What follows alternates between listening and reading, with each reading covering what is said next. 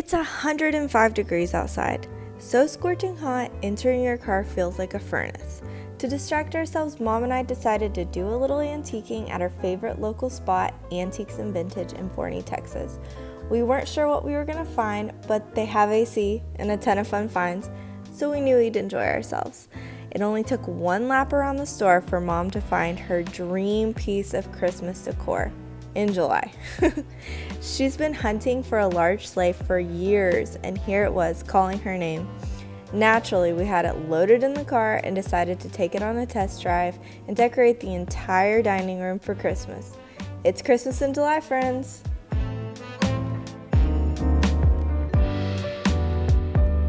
Hey guys, it's Shelby and Michelle with Farmhouse Living, and welcome back to our channel. So you can see we've gone crazy, clearly, and decorated for Christmas in July. Yeah. It's 105 degrees outside, and the best way to cool down was just to pretend it's Christmas. Right, and I think some Instagrammers actually post their Christmas pictures from actual Christmas time. Not us. No. We pulled it down from the attic and put it up. Yes, but Christmas in July is a tradition for some people. So I actually just found the history of it recently. It's very interesting. And I didn't know there was actually a full history. And I think this year, you guys, I've seen more Christmas in July than I've seen ever any other year. It's like people all over are ready for a celebration. They're ready for some joy and giving and good tidings and cheer. And maybe some cold. And some cold weather. For us in Texas, it's definitely about the cold weather. Yeah, so this is what I saw when I was looking for Christmas in July inspiration. It says, according to legend, Christmas in July was first celebrated at a summer camp in 1933 when Keystone Camp in North Carolina decided to dedicate 2 days, July 24th and 25th, to the holiday, complete with cotton fixed snow, a decked out tree, a gift exchange, and of course, Santa. So they did it, and then people just kept rolling with it, which I think is really fun. And we're actually posting this video on those dates, which was not even on purpose. It was pretty fun. So Mom has been itching for a sled for all my life.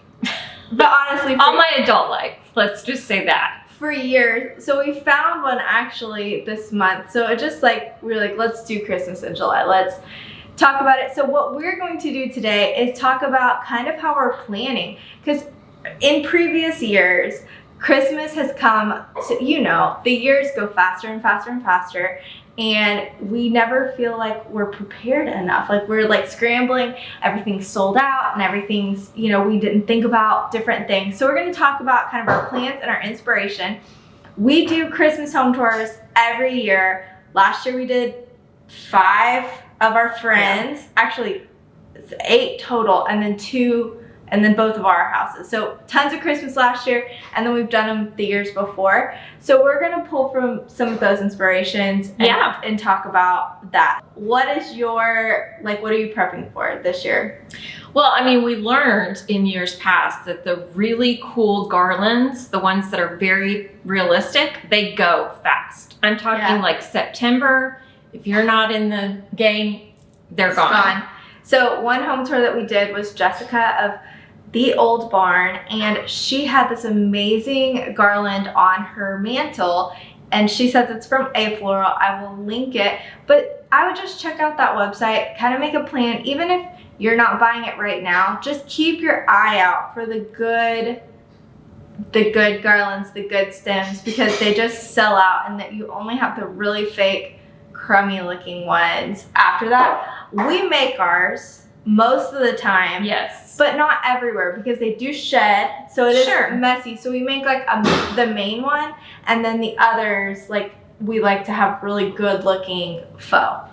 And so so we also like stems. So A Floral has a lot of those type of things. We like to add pine cones and earthy things. So you can be picking these up throughout the year. You don't have to wait till Christmas. And then you can also start in October. We like to start in October and just build upon fall and on into winter, and have additions of different items. Yeah, when I was asking Mom about what she wanted to talk about in the video, that was one thing she mentioned this year. She's going to keep her eye out for things that can go from the beginning of fall all the way through the end of winter. So like specific stems that you can layer on, or wreaths or whatever, things that are just going to stand a really long time. And I feel like your home tours are the perfect example of that. You always, because you're inspired by nature, you decorate like nature, and nature doesn't have abrupt from fall, bam, and then you're into it. It slowly transitions. Gentle. Yeah. It transitions. And your decor does that really well. So one thing that I'm going to try to do is vintage. So our friend Michelle Howell, Shannon from My Little Barn? My White Barn. My White Barn. Good, all the Instagrams. So they are really good at collecting vintage over time. It's super budget friendly, so I love that about it, but I also love that it's unique. So we're not all going to Target and having the same exact decor. It looks interesting and different, and so I love that you did that with your sled. That's kind of, it is actually vintage and antique. And we also incorporated an oil painting that I got from my husband's grandma, and it's a winter scene. So I am excited to use that over my fireplace. So now that I have that as an example for winter decor, I'm going to start brainstorming what that looks like. Yeah, it's a beautiful gold gilded framed piece. It's a snowy wintry scene, but it's got all your colors because it's blues and it's greens and it's amazing. Yeah. Are you sure I can keep it here? Yes. It looks great in my dining room. I love the frame. It's really pretty. Because you have a lot of gold, so it's really cool. So the next thing that I'm prepping for is I have everything that I need for the inside of my house. Of course, I will add different like layers if I see things, or if I want to change it up, or I might steal something from Mom or whatever. We always like kind of we swap. Yeah, do some keeps swapping. It interesting. But I've never done the outside at Christmas. I always do a lot of pumpkins in the fall, but I never decorate my porch for Christmas. And we did one home tour it was this year, and she did the most stunning, incredible front porch for Christmas. Mom also found a sled for me off Facebook Marketplace, and so we are going to do some design around that. We really want to try to do things that are out of the box. So spaces you wouldn't normally decorate maybe, or items that you wouldn't necessarily use. We used our sled, as a matter of fact, as a tree skirt. The tree skirt. Well, tree... whatever you call container. Yeah. Yeah. And so those kind of out of the box things that people come in and it's whimsical and it's fun and just something new. Yeah. I love front porches, but also your back porch. We spent a lot of time out there having it all ready for Christmas, and it wasn't a lot of work. Right. It was pretty quick, right? Yeah, it was really quick, and just, I think it's really sweet to have the reindeer treats and the s'mores charcuterie board and just some fun, unique things that you can enjoy outside. And we can, although it's hard to spend time outside when it's 105 in the winter, our winters are not so brutal, so we can do our outdoor spaces really well. The other thing that I want to start thinking about now that I have 2 kiddos is ways to include them in the Christmas decor, but also ways that it's still beautiful. Because I go in people's houses and I love that they let their kids do their tree, but I want my main tree to just be a little bit more put together. So thinking about ways that I can include my kids. So we went to home tours where literally they had like the kid tree. Actually, multiple of them had the kid tree. And so starting to save their stuff and letting them do it. So in my playroom, I'll probably do that. But just thinking of thoughtful ways to include them without stealing from my aesthetic. I'm not saying that I don't love my kids. I was a bad mom. You weren't a bad mom, but you made me this way.